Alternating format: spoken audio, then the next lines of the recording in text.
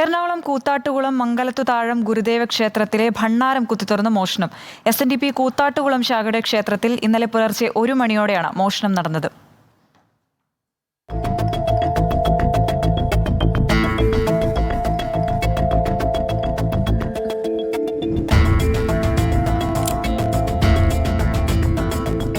ബുധനാഴ്ച പുലർച്ചെയാണ് ക്ഷേത്ര ഭണ്ഡാരം കുത്തി തുറന്ന് മോഷ്ടാക്കൾ പണം കവർന്നത്.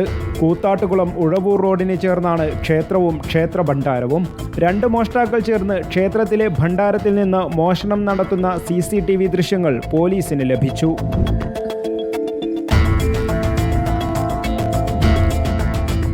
കൂത്താട്ടുകുളം പോലീസ് അന്വേഷണം ആരംഭിച്ചു.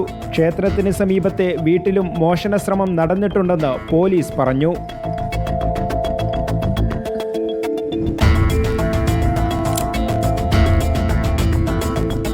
റിപ്പോർട്ടർ, കൊച്ചി.